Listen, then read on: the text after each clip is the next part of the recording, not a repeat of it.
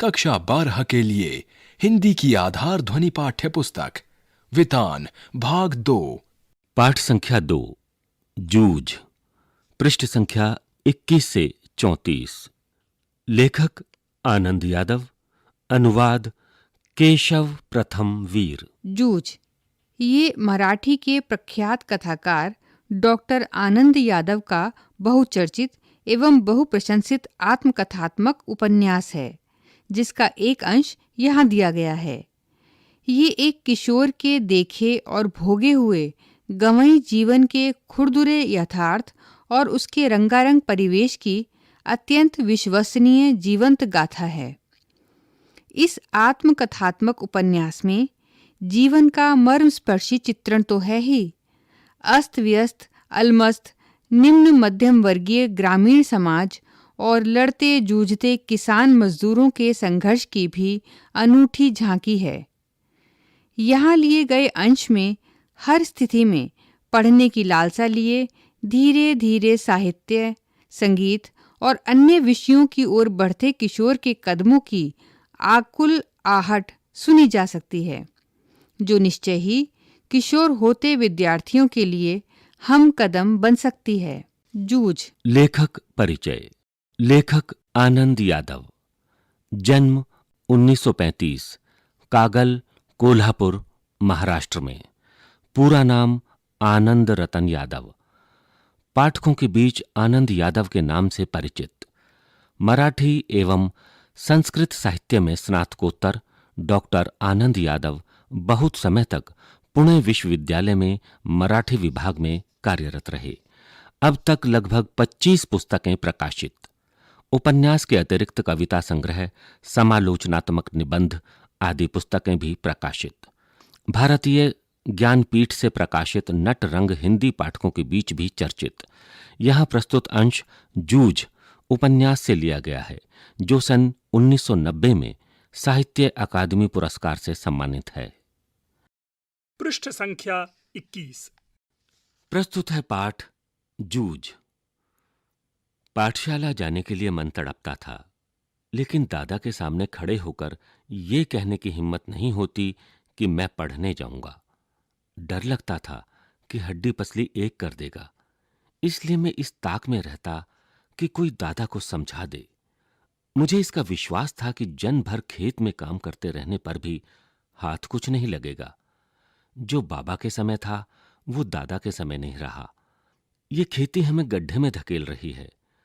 पढ़ जाऊंगा तो नौकरी लग जाएगी, 4 पैसे हाथ में रहेंगे, विठोबा आणना की तरह कुछ धंधा कारोबार किया जा सकेगा। अंदर ही अंदर इस तरह के विचार चलते रहते। दिवाली बीत जाने पर महीना भर ईख पेरने का कोल्हू चलाना होता। कोल्हू जरा जल्दी शुरू किया तो दादा की समझ से ईख की अच्छी खासी कीमत मिल जाती। यह उसकी समझ कुछ हद तक सही थी।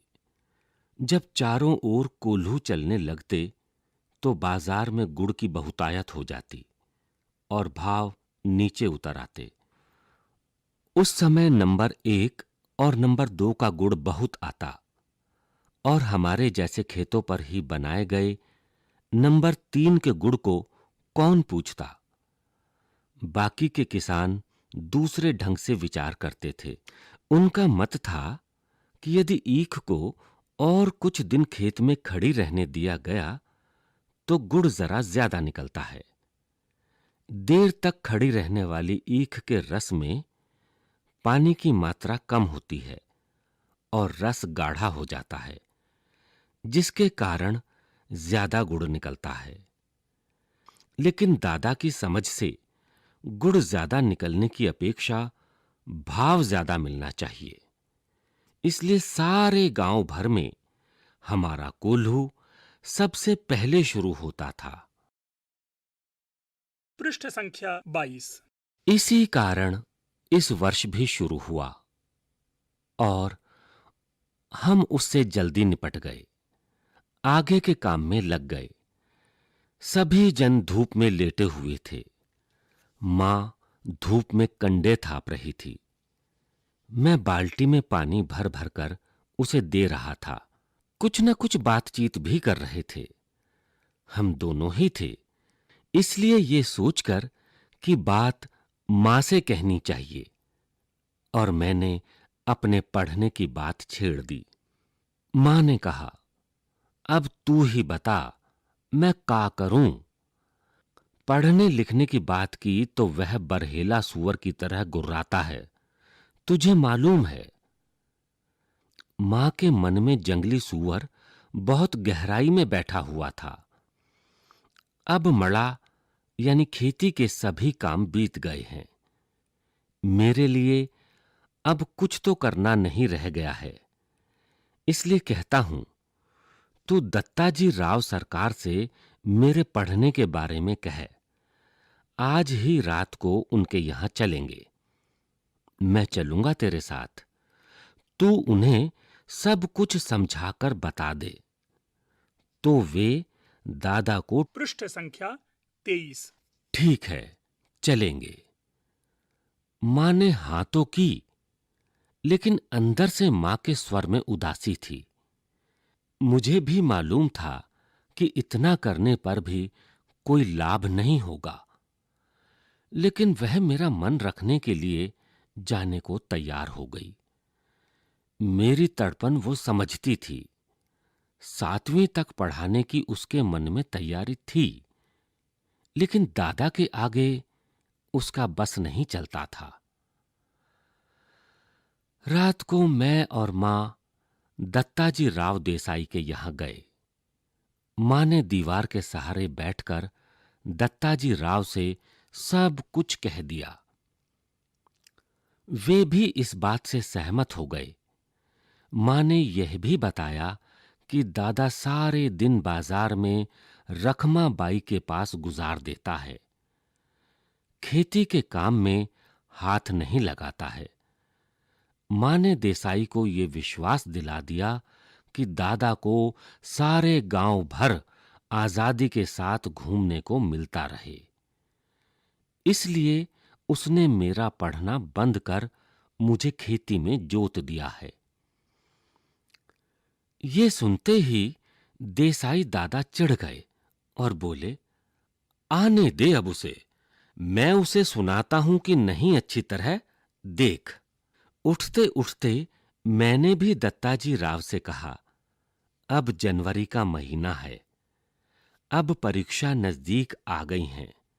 मैं यदि अभी भी कक्षा में जाकर बैठ गया और पढ़ाई की दुहराई कर ली तो 2 महीने में 5वीं की सारी तैयारी हो जाएगी और मैं परीक्षा में पास हो जाऊंगा। इस तरह मेरा साल बच जाएगा। अब खेती में ऐसा कुछ काम नहीं है। मेरा पहले ही 1 वर्ष बेकार में चला गया है। ठीक है, ठीक है, अब तुम दोनों अपने घर जाओ। जब वह आ जाए तो मेरे पास भेज देना, और उसके पीछे से घड़ी भर बाद में तू भी आ जाना रे छोरा। जी, कहकर हम खड़े हो गए। उठते उठते हमने यह भी कहा, हमने यहां आकर ये सभी बातें कही हैं, ये मत बता देना, नहीं तो हम दोनों की खैर नहीं है। मां अकेली साग भाजी देने आई थी, ये बता देंगे तो अच्छा होगा।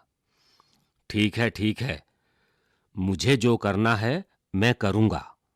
देख, उसके सामने ही तुझसे कुछ पूछूंगा तो निडर होकर साफ साफ उत्तर देना, डरना मत। पृष्ठ संख्या 24। नहीं जी। मैं मां के साथ लौट आया। 1 घंटा रात बीते दादा घर पर आया। मैं घर में ही था। आते ही मां ने दादा से कहा, साग भाजी देने देसाई सरकार के यहां गई थी, तो उन्होंने कहा कि बहुत दिनों से तेरा मालिक दिखाई नहीं दिया है, खेत से आ जाने पर जरा इधर भेज देना। कुछ काम वाम था? दादा ने अधीरता से पूछा। मुझे तो कुछ बताया नहीं उन्होंने। तो मैं हो आता हूं, तब तक तू रोटियां सेक ले। गणपा आए तो उसे खेतों पर भेज देना पहले ही। दादा तुरंत उठ खड़ा हुआ। देसाई के बाड़े का बुलावा दादा के लिए सम्मान की बात थी। आधा घंटा बीतने पर मां ने मुझसे कहा कि अब तू जा, कहना जीम ने बुलाया है। अच्छा। मैं पहुंचा तो सरकार मेरी राह देख रहे थे। क्यों आया रे छोरे? दादा को बुलाने आया हूं, अभी खाना नहीं खाया है। बैठ, बैठ थोड़ी देर, अभी तो आया है वह मेरे पास। जी, मैं बैठ गया। धीरे धीरे दत्ताजी राव पूछने लगे, कौन सी में पढ़ता है रे तू? जी, 5वीं में था, किंतु अब नहीं जाता हूं। क्यों रे? दादा ने मना कर दिया है, खेतों में पानी लगाने वाला कोई नहीं है। क्यों रत्नाप्पा? हां जी। फिर तू क्या करता है? सरकार ने दादा से जिरह करना शुरू किया तो सारा इतिहास बाहर निकल आया। सरकार ने दादा पर खूब गुस्सा किया। उन्होंने दादा की खूब हजामत बनाई। पृष्ठ संख्या 25। देसाई के मड़ा यानी खेत को छोड़ देने के बाद दादा का ध्यान किसी काम की तरफ नहीं रहा। मन लगाकर वह खेत में श्रम नहीं करता है, फसल में लागत नहीं लगाता है, लुगाई और बच्चों को काम में जोतकर किस तरह खुद गांव भर में खुले सांड की तरह घूमता है, और अब अपनी मस्ती के लिए किस तरह छोरा के जीवन की बलि चढ़ा रहा है, ये सब उन्होंने सुनाया। दादा के हरेक तर्क को दत्ताजी राव ने काट दिया और मुझसे कहा, सवेरे से तू पाठशाला जाता रहे, कुछ भी हो, पूरी फीस भर दे उस मास्टर की और मन लगाकर पढ़ाई कर, और किसी भी तरह साल नहीं मारा जाए, इसका ध्यान रख। यदि इसने तुझे पढ़ने नहीं भेजा तो सीधा चला आ इधर। सुबह शाम जो हो सके वो काम कर यहां, और पाठशाला जाते रहना। मैं पढ़ाऊंगा तुझे। इसके पास जरा ज्यादा बच्चे हो गए हैं, इसलिए तुम्हारे साथ कुत्तों की तरह बर्ताव करता है। मैंने मना कब किया है जी? इसको जरा गलत सलत आदत पड़ गई थी, इसलिए पाठशाला से निकालकर जरा नजरों के सामने रख लिया है। कैसी आदतें? चाहे जैसी, यहां वहां कुछ भी करता है। कभी कंडे बेचता, कभी चारा बेचता, सिनेमा देखता, कभी खेलने जाता। खेती और घर के काम में इसका बिल्कुल ध्यान नहीं है। दादा ने मेरे ऊपर अचानक हल्ला बोल दिया। क्यों रे छोकरे? नहीं जी, कभी एक बार मेले में पटा पर पैसे लगा दिए थे।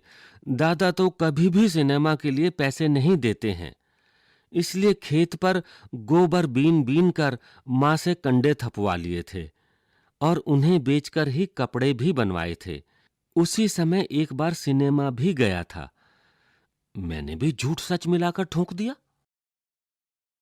पृष्ठ संख्या 26। अब ये सब बंद कर और सिर्फ पढ़ाई में मन लगा। नापास नहीं हुआ है कभी?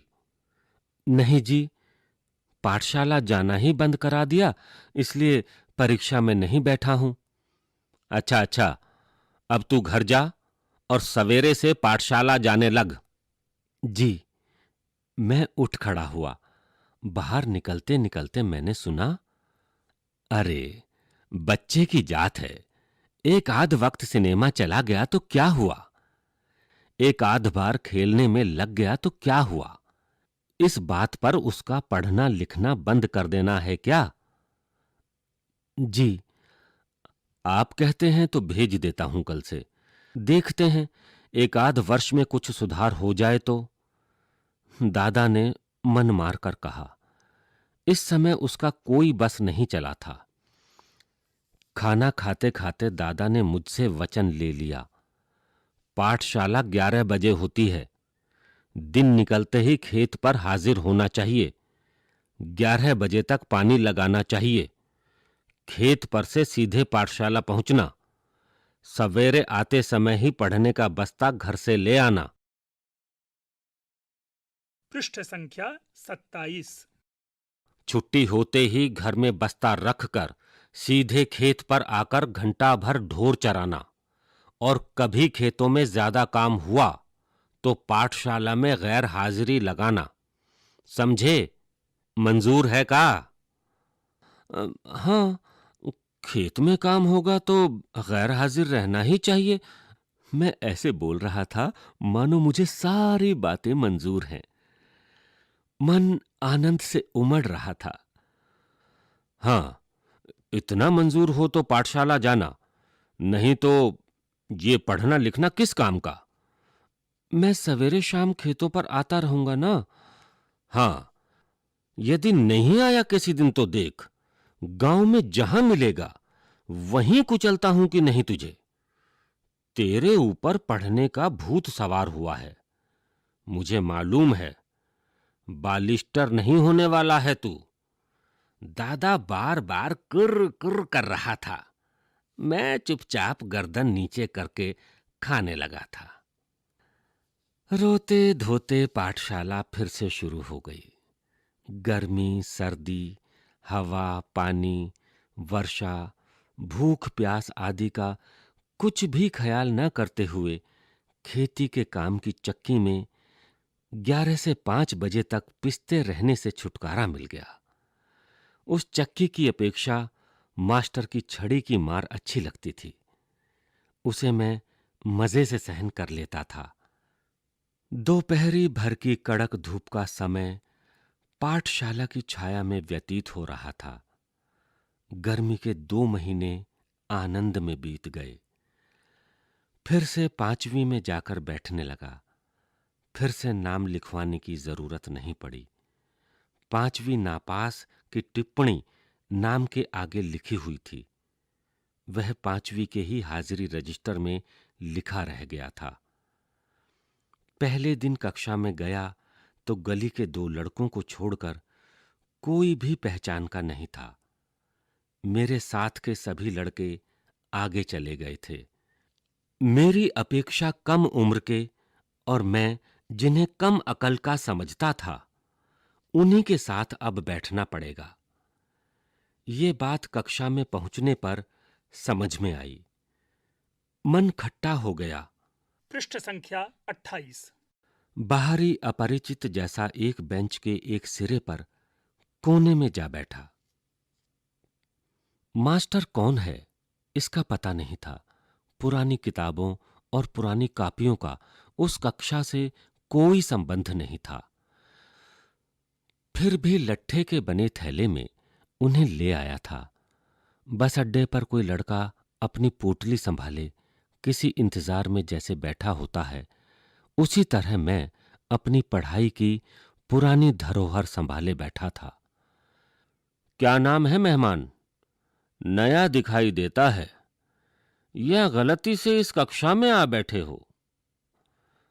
कक्षा के सबसे ज्यादा शरारती चव्हाण के लड़के ने सामने आकर खिल्ली उड़ाने के स्वर में पूछा। मेरे ध्यान में आया कि मेरी पोशाक भी अजनबी जैसी है। बालूगढ़ी की लाल माटी के रंग में मटमैली हुई धोती और गमछा पहनकर मैं अकेला ही था।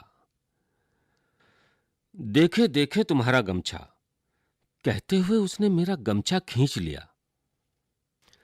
गया अब मेरा गमछा। पूरी कक्षा में इसकी खींचातानी होगी और फट जाएगा।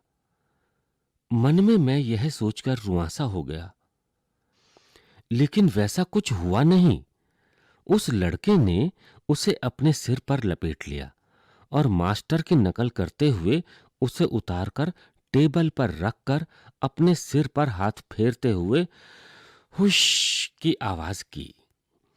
इतने में मास्टर आ गए और वह गुंडा झट से अपनी जगह पर जा बैठा। मेरा गमछा टेबल पर ही रहा। पहले दिन ही इस घटना ने मेरे दिल की धड़कन बढ़ा दी और छाती में धक धक होने लगी। रणनवरे मास्टर कक्षा में आए। टेबल पर मटमैला गमछा देखकर उन्होंने पूछा, किसका है रे? मेरा है मास्टर। तू कौन है? मैं जकाते, पिछले साल फेल होकर इसी कक्षा में बैठा हूं। गमछा ले जा पहले। उसने छड़ी से मेरा गमछा उठाकर नीचे डाल दिया। मैं उसे उठाने गया तो कहा, यहां क्यों रखा है मूर्खों की तरह? मैंने नहीं रखा मास्टर, उस लड़के ने मेरे सिर से छीन लिया और यहां रख दिया है। ये चव्हाण का बच्चा बिना बात के उठक पटक करता है, कहते हुए मास्टर उस लड़के की ओर चले गए। मास्टर ने मेरे बारे में और भी पूछताछ की और पृष्ठ संख्या 29। बीच की छुट्टी में मेरी धोती की काछ उस लड़के ने 2 बार खींचने की कोशिश की, लेकिन मैं फिर दीवार की तरफ पीठ करके जा बैठा तो पूरी छुट्टी होने से पहले उठा ही नहीं। खिलौने के लिए बनाए गए कौवा के बच्चे को खुले में रख देने पर जैसे कौवे चारों ओर से उस पर चोंच मारते हैं, वैसा ही मेरा हाल हो गया। मेरी ही पाठशाला मुझे चोंच मार मार कर घायल कर रही थी। घर जाते समय सोच रहा था कि लड़के मेरी खिल्ली उड़ाते हैं, धोती खींचते हैं, गमछा खींचते हैं, तो इस तरह कैसे निबाह होगा। नहीं जाऊंगा ऐसी पाठशाला में, इससे तो अपना खेत ही अच्छा है। चुपचाप काम करते रहो। गली के 2 ही लड़के हैं कक्षा में, वे भी मुझसे कमजोर हैं, वे क्या मदद करेंगे। मन उदास हो गया। 4वीं से 5वीं तक पाठशाला अपनी लगती थी, लेकिन अब वो एकदम पराई पराई जैसी लगने लगी है। अपना वहां कोई नहीं है। सवेरे हो जाने पर मैं उमंग में था। फिर से पाठशाला चला गया। मां के पीछे पड़कर एक नई टोपी और 2 नाड़ी वाली चड्डी मैल खाऊ रंग की 8 दिन में मंगवा ली। चड्डी पहनकर पाठशाला में और धोती पहनकर खेत पर जाना शुरू हुआ। धीरे धीरे लड़कों से परिचय बढ़ गया। मंत्री नामक मास्टर कक्षा अध्यापक के रूप में बीच में आए। वे प्राय छड़ी का उपयोग नहीं करते थे। हाथ से गर्दन पकड़कर पीठ पर घूसा लगाते थे। पीठ पर एक जोर का बैठते ही लड़का हूक भरने लगता। लड़कों के मन में उसकी दहशत बैठी हुई थी। इसके कारण ऊधम करने वाले लड़कों को प्राय मौका नहीं मिलता था। पढ़ने वाले लड़कों को शाबाशी मिलने लगी। मंत्री मास्टर गणित पढ़ाते थे। एक आध सवाल गलत हो जाता तो उसे वे अपने पास बुलाकर समझा देते। एक आध लड़के की कोई मूर्खता दिखाई दी तो वे उसे वहीं ठोंक देते। इसलिए सभी का पसीना छूटने लगता। सभी लड़के घर से पढ़ाई करके आने लगे। पृष्ठ संख्या 30। वसंत पाटिल नाम का एक लड़का शरीर से दुबला पतला किंतु बड़ा होशियार था। उसके सवाल हमेशा सही निकलते थे। स्वभाव से शांत, हमेशा पढ़ने में लगा रहता। घर से पूरी तैयारी करके आता होगा। दूसरों के सवालों की जांच करता था। मास्टर ने उसे कक्षा मॉनिटर बना दिया था। हमेशा पहली बेंच पर बैठता, बिल्कुल मास्टर के पास। कक्षा में उसका सम्मान था। मुझे यह लड़का मेरी अपेक्षा छोटा लगता था। मैं उससे पहले ही 5वीं में पहुंच गया था। गलती से पिछड़ गया हूं मैं। इसलिए मास्टर को कक्षा की मॉनिटरी मेरे हाथ में सौंपनी चाहिए, मुझे ऐसा लगने लगा। दूसरी ओर यह भी लगता था कि मुझे 2 महीने में 5वीं की पूरी तैयारी करके अच्छी तरह पास होना है। कक्षा में दंगा करना और पढ़ाई की उपेक्षा करना मेरे लिए मुनासिब नहीं। हम तो इस कक्षा में ऊपरी हैं, ये नहीं भूलना चाहिए। इन सब बातों के कारण मेरा सारा ध्यान पढ़ाई की ओर ही रहा और वसंत पाटिल की तरह ही पढ़ाई का काम करने लगा। मैंने अपनी किताबों पर अखबारी कागज के कवर चढ़ा दिए। अपना बस्ता व्यवस्थित रखने लगा। हमेशा कुछ न कुछ पढ़ने बैठता था। उसने यदि कक्षा में कोई शाबाशी का काम किया तो मैं भी दूसरे दिन वैसा ही कुछ करने लगा। मन की एकाग्रता के कारण गणित झटपट समझ में आने लगा और सवाल सही होने लगे। कभी-कभी वसंत पाटिल के साथ-साथ एक तरफ से वह तो दूसरी तरफ से मैं लड़कों के सवाल जांचने लगा। इसके कारण मेरी और वसंत की दोस्ती जम गई। एक दूसरे की सहायता से कक्षा में हम अनेक काम करने लगे। मुझे पहली बार किसी ने आनंदा कहकर पुकारा। माँ कभी आनंदा कहती, परंतु बहुत कम। मास्टरों के इस अपनेपन के व्यवहार के कारण और वसंत की दोस्ती के कारण पाठशाला में मेरा विश्वास बढ़ने लगा। न वा सौंदलगेकर मास्टर मराठी पढ़ाने आते थे। पढ़ाते समय वे स्वयं रम जाते थे। विशेषतः वे कविता बहुत ही अच्छे ढंग से पढ़ाते थे। सुरीला गला, छंद की बढ़िया चाल और उसके साथ ही रसिकता थी उनके पास।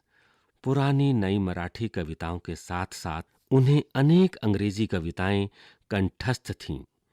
अनेक छंदों की लय, गति, ताल उन्हें अच्छी तरह आते थे। पहले वे एकाध कविता गाकर सुनाते थे, फिर बैठे-बैठे अभिनय के साथ कविता का भाव ग्रहण कराते। उसी भाव की किसी अन्य कवि की कविता भी सुनाकर दिखाते।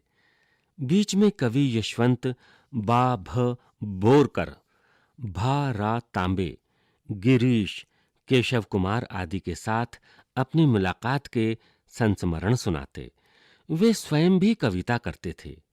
याद आ गई तो वे अपनी भी एक आध कविता सुना देते।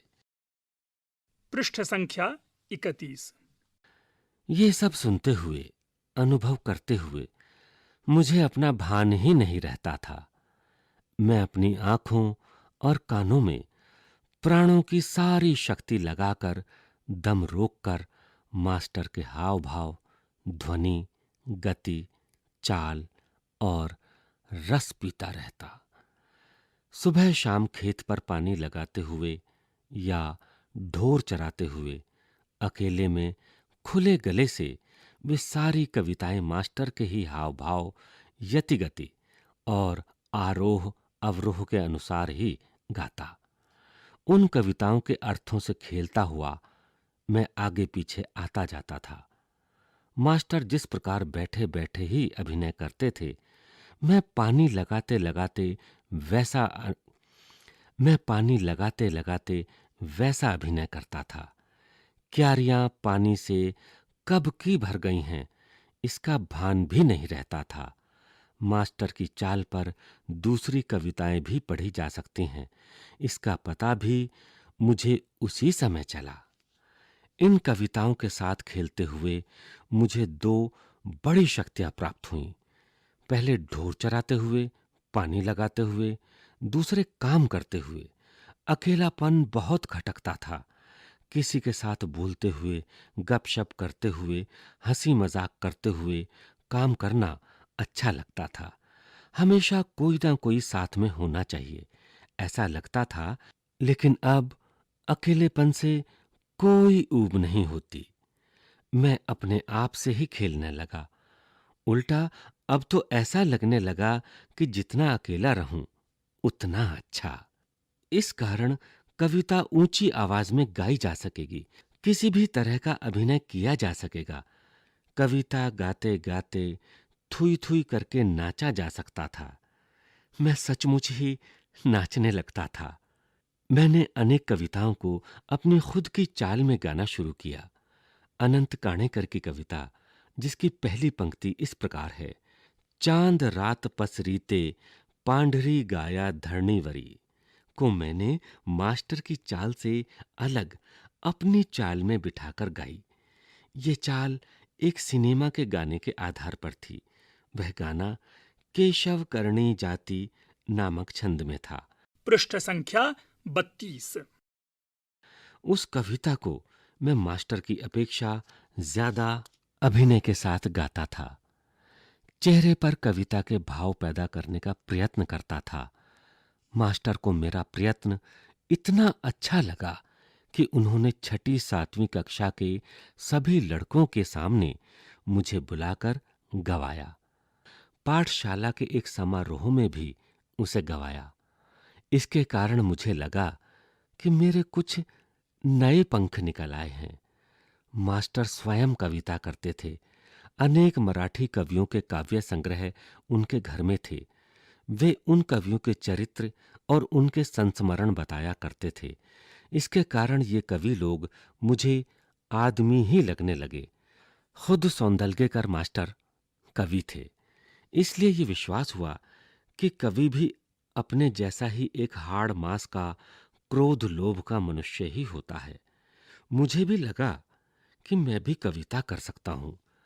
मास्टर के दरवाजे पर छाई हुई मालती की बेल पर मास्टर ने एक कविता लिखी थी।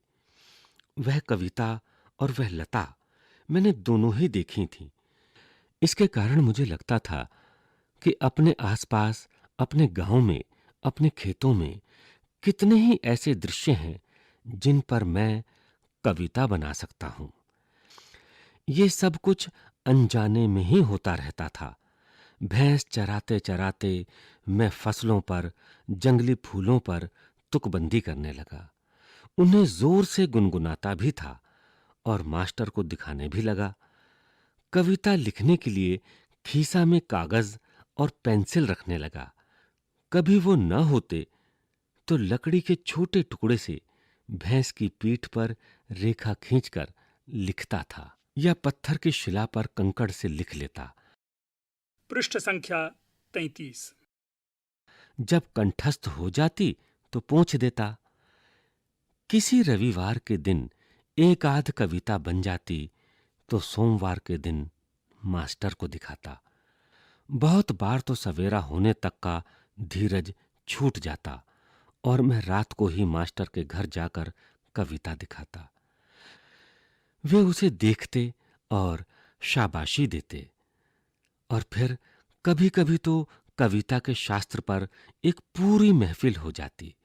बोलते बोलते मास्टर बताते, कवि की भाषा कैसी होनी चाहिए, संस्कृत भाषा का उपयोग कविता के लिए किस तरह होता है, छंद की जाति कैसे पहचानें, उसका लय क्रम कैसे देखें, अलंकारों में सूक्ष्म बातें कैसे होती हैं, अलंकारों का भी एक शास्त्र होता है, कवि को शुद्ध लेखन करना क्यों जरूरी होता है, शुद्ध लेखन के नियम क्या हैं, आदि अनेक विषयों पर वे सहज बातें बताते रहते।